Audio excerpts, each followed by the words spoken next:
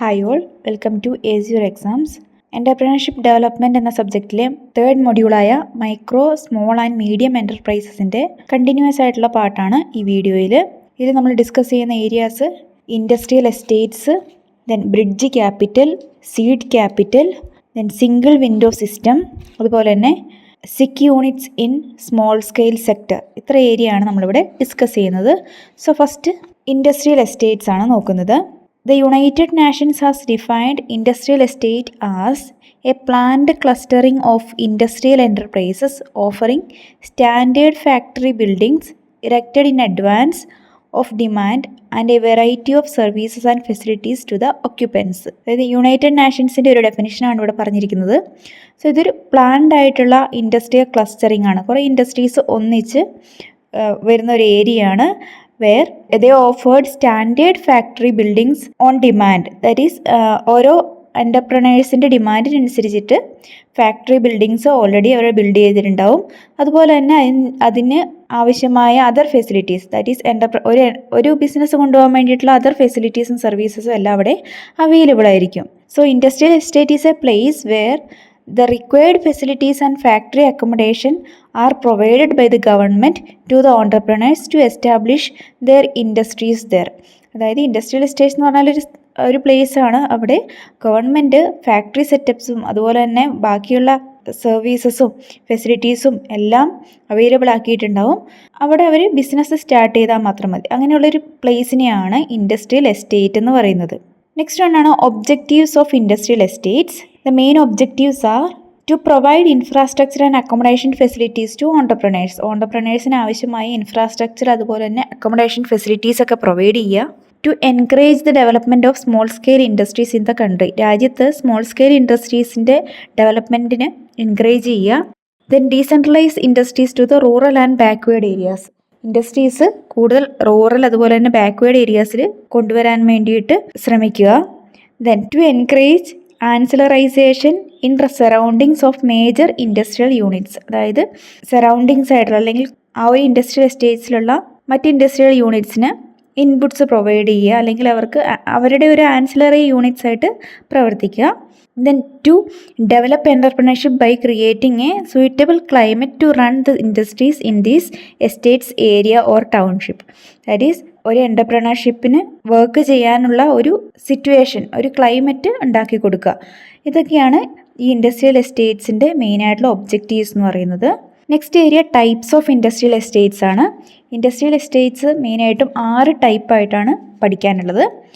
First one general purpose industrial estate, then special purpose industrial estate, ancillary industrial estate, functional industrial estate, the workshop bay, flatted factory estates.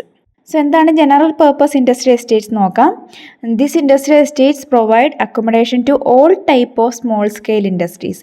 എല്ലാ type of small scale ഇൻഡസ്ട്രീസിന് accommodation provide ചെയ്യുന്ന industrial എസ്റ്റേറ്റ്സിനെയാണ് general purpose industrial estates എന്ന് പറയുന്നത്. Next one ആണ് special purpose industrial estates.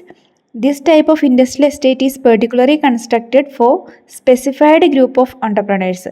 ഒരു particular type of ഓണ്ടർപ്രണേഴ്സിന് വേണ്ടി മാത്രം സെറ്റപ്പ് ചെയ്യുന്ന ഇൻഡസ്ട്രിയൽ എസ്റ്റേറ്റ്സിനെയാണ് സ്പെഷ്യൽ പർപ്പസ് ഇൻഡസ്ട്രിയൽ എസ്റ്റേറ്റ്സ് എന്ന് പറയുന്നത്. Then ancillary industrial estates is a type of industrial estate houses manufacturing units which produce parts and components for large industrial units. വലിയ industrial യൂണിറ്റ്സിന് പാർട്സും ഇൻപുട്സും പ്രൊവൈഡ് ചെയ്യുന്ന ഇൻഡസ്ട്രീസ് പ്രവർത്തിക്കുന്ന industrial എസ്റ്റേറ്റ്സിനെയാണ് ancillary industrial estates എന്ന് പറയുന്നത്.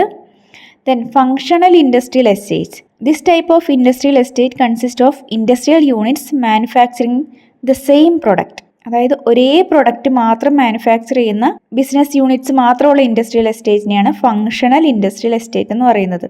Okay, for example estates have been setup four leather goods മാത്രം manufacture ചെയ്യാൻ വേണ്ടിയിട്ടുള്ള ഇൻഡസ്ട്രിയൽ എസ്റ്റേറ്റ്സ്. അതുപോലെ തന്നെ സ്പോർട്സ് ഗുഡ്സിന് വേണ്ടി മാത്രമുള്ള ഇൻഡസ്ട്രിയൽ എസ്റ്റേറ്റ്സ്, ഇലക്ട്രോണിക്സിന് വേണ്ടി മാത്രം. അപ്പോൾ ഒരു ടൈപ്പ് ഓഫ് പ്രൊഡക്ട്സ് അല്ലെങ്കിൽ ഒരു പെർട്ടിക്കുലർ പ്രൊഡക്റ്റ് മാത്രം പ്രൊഡ്യൂസ് ചെയ്യാനുള്ള ഇൻഡസ്ട്രിയൽ എസ്റ്റേറ്റ്സിനാണ് ഫങ്ഷണൽ ഇൻഡസ്ട്രിയൽ എസ്റ്റേറ്റ് എന്ന് പറയുന്നത്. നെക്സ്റ്റ് വൺ ആണ് workshop bay. Such type of industrial estates are constructed mainly for very small firms engaged in repair work. Repair വർക്കിലെല്ലാം engaged ആയിട്ടുള്ള ചെറിയ ഫേംസിന് വേണ്ടിയിട്ടുള്ള ഇൻഡസ്ട്രിയൽ എസ്റ്റേറ്റിനെയാണ് വർക്ക്ഷോപ്പ് ബേ എന്ന് പറയുന്നത്. ആൻഡ് നെക്സ്റ്റ് വൺ ആണ് flatted factory estates. These are multi storey buildings constructed in big cities. അതായത് വലിയ വലിയ സിറ്റികളിൽ പല നിലകളിലായിട്ട് ഉണ്ടാക്കിയിരിക്കുന്ന ഇൻഡസ്ട്രിയൽ ഫാക്ടറി എസ്റ്റേറ്റുകളാണ്.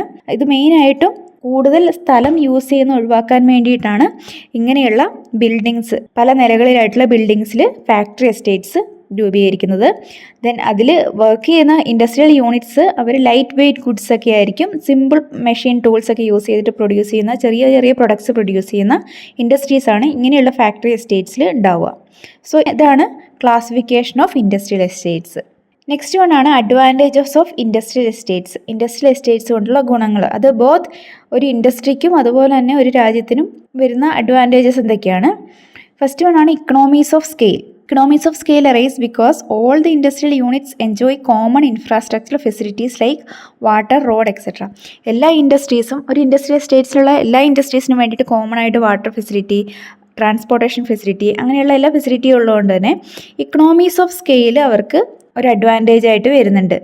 ദാറ്റ് ഈസ് യൂണിറ്റ്സിൻ്റെ സൈസ് ഇൻക്രീസ് ചെയ്യുന്നത് കൊണ്ട് തന്നെ per unit cost of these facilities, ഇപ്പോൾ റോഡ് അതുപോലെ തന്നെ കോമൺ ആയിട്ടുള്ള വാട്ടർ ഫെസിലിറ്റി, ഇതിനൊക്കെയുള്ള പെർ യൂണിറ്റ് കോസ്റ്റ് വളരെ കുറവായിരിക്കും. ദെൻ നെക്സ്റ്റ് അഡ്വാൻറ്റേജ് ആണ് external economies. Several industrial units are clustered together in an industrial estates. This enable them to enjoy the benefit of external economies like improved transportation facilities, availability of trained labor, repair facilities, power, water, etcetera. That is externally ഒരു ഫേമിന് വേണ്ട കാര്യങ്ങളൊക്കെ common ആയിട്ട് available ആയിരിക്കും. That is external ഇക്കണോമീസ് എന്ന് പറയുന്നത്. Next one ആണ് law investment.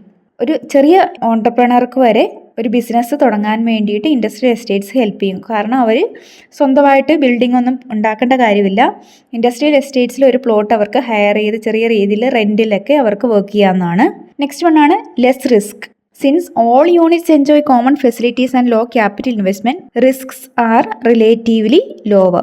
എല്ലാവരും common ആയിട്ട് ഫെസിലിറ്റീസ് ഒക്കെ യൂസ് ചെയ്യുന്നതുകൊണ്ട് തന്നെ ക്യാപിറ്റൽ ഇൻവെസ്റ്റ്മെൻറ്റ്സ് വളരെ കുറവായിരിക്കും, അതുപോലെ തന്നെ റിസ്ക്കും കുറവാകും. Then savings of time and effort. ഒരു ഇൻഡിവിജ്വൽ ഓൺടർപ്രണർ ഒരു ബിസിനസ് സ്ഥാപിക്കാൻ വേണ്ടിയുള്ള സ്ഥലം കണ്ടുപിടിച്ച് അവിടെ ബിൽഡിംഗ് ഒക്കെ പണിത് വരുന്ന ആ ഒരു ടൈമും എഫേർട്ടും അവർക്ക് സേവ് ചെയ്യാൻ വേണ്ടിയിട്ട് സാധിക്കും. നെക്സ്റ്റ് വൺ ആണ് entrepreneurial development.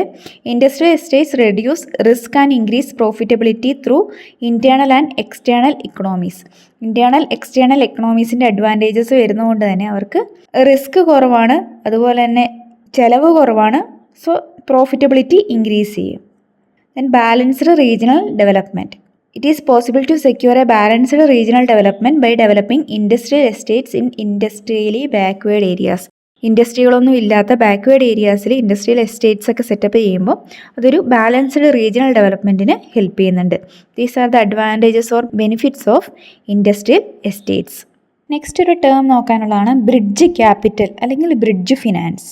Bridge capital is the advance given to cover the finance requirement during the time lag between the sanctioning and disbursement of term loan by financial institutions.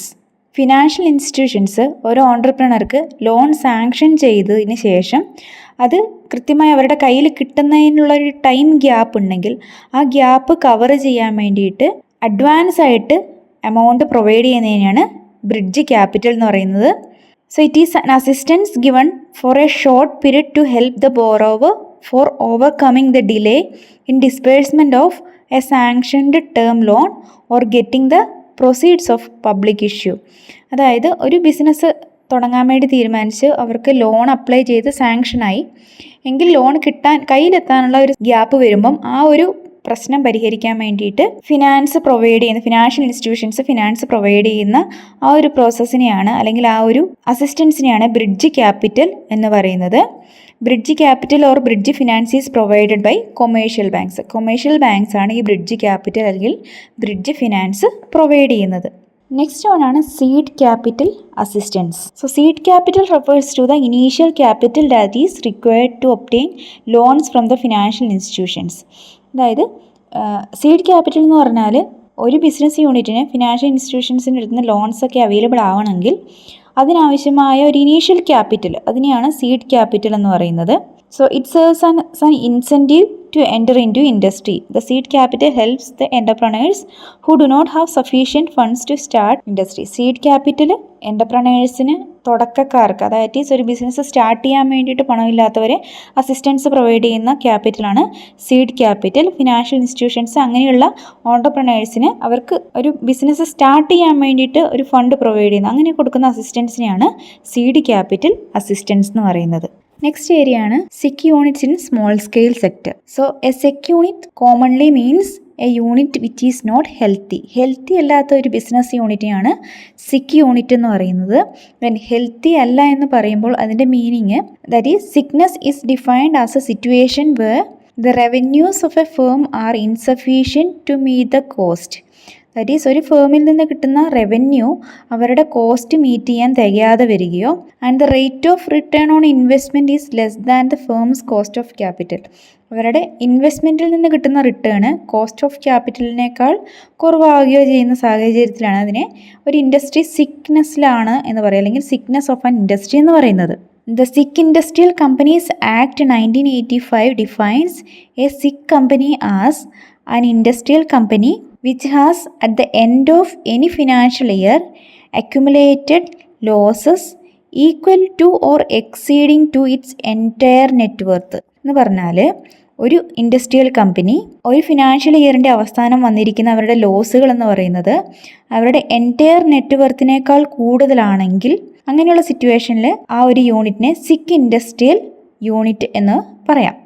ഒരു unit ഒരു SIC unit ആവുന്നതിൻ്റെ കാരണങ്ങൾ, cos of industrial sickness, അത് മെയിനായിട്ടും 2 causes ഉണ്ട്. Internal കോസസും അതുപോലെ തന്നെ external കോസസും. Internal causes എന്ന് പറയുമ്പോൾ ആ ഒരു ഫേമിൻ്റെ ഉള്ളിൽ നിന്ന് വരുന്ന കാരണങ്ങളും, എക്സ്റ്റേണൽ കോസസ് ആ ഫേമിൻ്റെ പുറത്ത് വരുന്ന എക്സ്റ്റേണൽ ഫാക്ടേഴ്സ് എഫക്റ്റ് ചെയ്യുന്നത്. സോ ഇൻറ്റേർണൽ കോസസ് നോക്കാം. Wrong location of the industrial units, poor quality of product, poor marketing effort, defective capital structure, poor management, dispute among managerial personnel, lack of adequate working capital, underutilization of capacity, labor problems, mismanagement of funds. ഇതൊക്കെ ഒരു ഫേമിൻ്റെ internal causes ആണ്. Then external causes includes non availability of inputs such as raw materials, power etcetera, competition from large businesses, sudden changes in government policies, lack of infrastructure facilities, limited financial base of promoters, government regulation, heavy taxes, delay in providing finance by financial institutions, technical obsolescence. ഇങ്ങനെയുള്ള കാര്യങ്ങളൊക്കെയാണ് external കോഴ്സസിൽ വരുന്നത്. So 3rd മോഡ്യൂളിൻ്റെ important topics നമ്മളിവിടെ cover ചെയ്തു. So next 4th module setting up of industrial units എന്ന ഏരിയയാണ്, which will be discussed in next video. So എൻ്റെ videos നിങ്ങൾക്ക് ഇഷ്ടമായെങ്കിൽ ലൈക്ക് ചെയ്യുക, അതുപോലെ തന്നെ കൂടുതൽ വീഡിയോസിനായിട്ട് ചാനൽ മറക്കാതെ ഒന്ന് സബ്സ്ക്രൈബ് ചെയ്യുകയും കൂടി ചെയ്യുക. താങ്ക്